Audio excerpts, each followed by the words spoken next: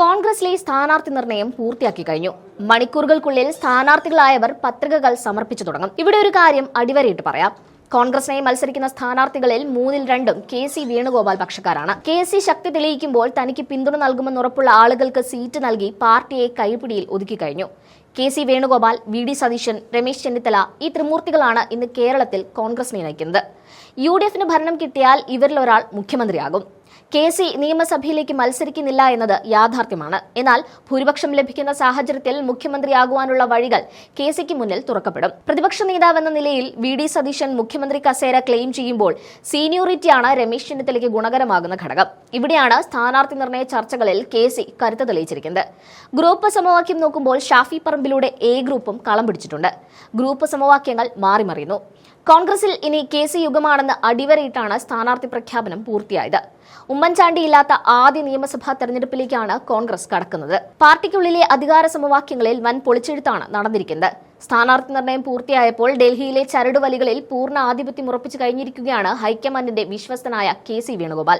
സംസ്ഥാനത്ത് പതിറ്റാണ്ടുകളായി നിലനിന്നിരുന്ന എ.ഐ. ഗ്രൂപ്പുകളുടെ അപ്രമാദിത്വത്തിന് അന്ത്യം കുറിച്ച് കോൺഗ്രസ് മത്സരിക്കുന്ന 92 സീറ്റുകളിൽ 3-1 കെ.സി. പക്ഷം സ്വന്തമാക്കി കഴിഞ്ഞു.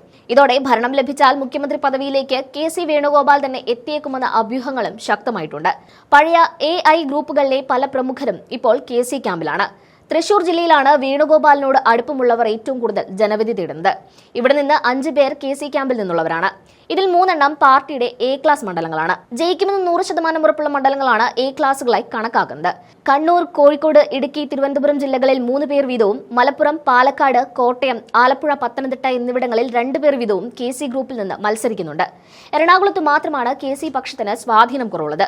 ഒരു ജനപ്രതിനിധി മാത്രമാണ് ഇവിടെ നിന്ന് കെ.സി. ഗ്രൂപ്പിലുള്ളത്. ഉമ്മൻചാണ്ടിയുടെ വിയോഗത്തോടെ അനാഥമായെന്ന് കരുതിയ എ ഗ്രൂപ്പ് സ്ഥാനാർത്ഥികളുടെ എണ്ണത്തിൽ രണ്ടാമതെത്തി ഏവരെയും ഞെട്ടിച്ചിരിക്കുകയാണ്. സ്ഥാനാർത്ഥി നിർണയ ചർച്ചകൾക്ക് മുൻപ് വരെ കരുത്തില്ലെന്ന് കരുതിയ എ ഗ്രൂപ്പ് പിന്നീട് വിശ്വരൂപം കാണിക്കുകയായിരുന്നു. 21 പേരാണ് എ ഗ്രൂപ്പിന്റെ ഭാഗമായി മത്സരിക്കുന്നത്. യുവനേതാവ് ഷാഫി പറമ്പിൽ, പി.സി. വിഷ്ണുനാഥ്, ബെന്നി ബെഹന്നാൻ എന്നിവരുടെ കരുനീക്കങ്ങളാണ് എ ഗ്രൂപ്പിന് തുണയായത്. എറണാകുളം ജില്ലയിൽ 5 പേർക്ക് സീറ്റ് ഉറപ്പിക്കാൻ ഈ പക്ഷത്തിന് സാധിച്ചിട്ടുണ്ട്. എന്നാൽ കൃത്യമായൊരു നാഥനില്ലാത്തതിനാൽ ഇവരിൽ പലരും തെരഞ്ഞെടുപ്പിന് ശേഷം കെ.സി. പക്ഷത്തേക്ക് ചേക്കേറാൻ സാധ്യതയുണ്ട്. ഇത് കെ.സിയുടെ ബലം ഇരട്ടിയാക്കും. ഇതോടെ കെ.സിയെ പിന്തുണയ്ക്കുന്നവരുടെ എണ്ണം 50 കടക്കുമെന്ന് ഉറപ്പാണ്. അതേസമയം രമേശ് ചെന്നിത്തലയുടെ നേതൃത്വത്തിലുള്ള ഐ ഗ്രൂപ്പിന് ഇത്തവണ കനത്ത പ്രഹരമാണ് ലഭിച്ചത്.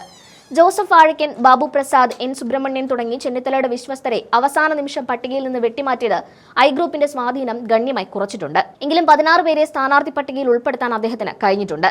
വയനാട്, പാലക്കാട്, എറണാകുളം, കൊല്ലം ജില്ലകളിലാണ് ചെന്നിത്തല പക്ഷക്കാർ കൂടുതലുള്ളത്. അതേസമയം പ്രതിപക്ഷ നേതാവ് വി.ഡി. സതീശന്റെ വിശ്വസ്തരായ 8 പേരും ഇത്തവണ കൈപ്പത്തി ചിഹ്നത്തിൽ ജനവിധി തേടുന്നുണ്ട്.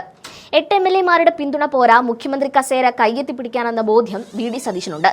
കെ. സുധാകരന്റെ നിർദ്ദേശപ്രകാരം തലശ്ശേരിയിൽ കെ.പി. ഷാജു സ്ഥാനാർത്ഥിയായപ്പോൾ അടൂർ പ്രകാശ് നിർദ്ദേശിച്ച രമ്യ ഹരിദാസ്, മീനാങ്കൽ കുമാർ, ശാന്തകുമാർ എന്നിവർക്കും നറുക്കുവീണിരുന്നു. ആന്റോ ആന്റണി, കൊടിക്കുന്നിൽ സുരേഷ്, ബെന്നി ബെഹനാൻ എന്നിവരുടെ നോമിനികളും പട്ടികയിലുണ്ട്. ഒരു ഗ്രൂപ്പിലും ഉൾപ്പെടാത്ത 9 പേരും ഇത്തവണ മത്സരരംഗത്തുണ്ട്.